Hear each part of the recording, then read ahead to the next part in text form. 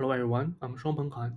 I'm a PhD student from Nanyang Technological University and ISTA, and will be presenting our paper titled Flow Snapshot Neurons in Action, Deep Neural Networks Generalized to Biological Motion Perception, co-authored with Ziyu Wang and Mengmi Zhang.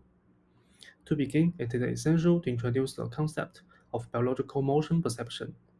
Let me give an example to build intuition. Can you recognize the action shown in the pawn-like displays of this video? It's quite straightforward. The subject is performing the action of sitting down. The video minimizes spatial information while preserving only the biological motion patterns of the subject, which are extracted from this RGB video. This is called biological motion perception, which refers to the ability to recognize and understand the actions and the intentions of other living beings based solely on their motion patterns. Then a natural question comes to my mind. Do current AI models have the BMP ability to recognize biological motion as humans do? To improve AI's ability for biological motion perception, we introduced a model called Motion Perceiver.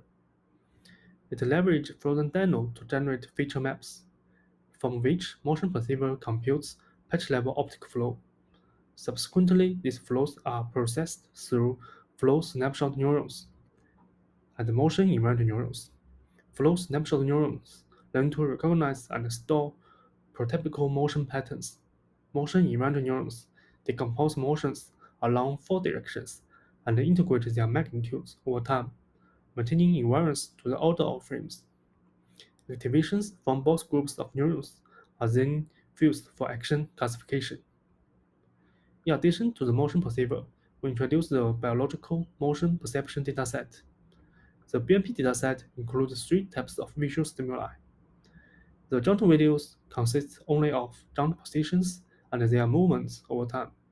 The SP videos ensure that no individual point carries valid local motion signals, while still conveying information about body form. There are five fundamental properties of motion perception: temporal order, temporal resolution, amount or lifetime of visual information, and the invariance to camera views. In our work, AI models are trained on natural RGB videos and tested on post-pawn-like displays. The generalization performance is evaluated after varying properties in the temporal and visual dimensions. Additionally, we conduct human experiments using MTurk to establish the upper bound performance. We present two main experimental results here. First, we explore the effect of the amount of visual information. The number before p on the x-axis indicates the number of points in the jump video. For human performance, there is a slight decrease in accuracy from J26p to J5p. In contrast, traditional AI models show a significant performance decline, while our MP and enhanced MP also show a slight decrease in accuracy from J26p to J5p. Moreover, the enhanced MP surpass all baselines across different numbers of jumps, achieving up to about 30% higher accuracy than MAIT. These observations suggest that a minimum visual information is sufficient for recognition. Next, we present the correlation coefficients between each AI model and the human performance across all conditions in the BMP dataset. The results reveal that our MP exhibits a significantly higher correlation with human performance compared to baselines.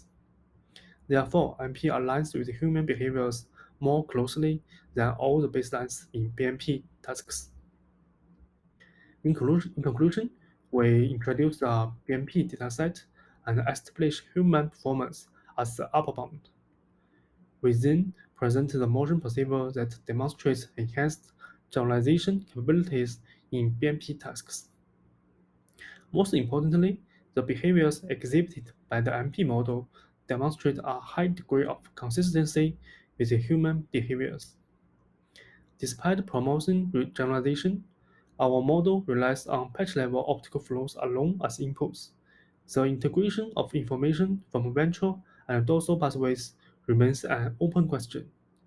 You can access our full paper, code, and data by scanning the QR code in the bottom left corner. Thank you.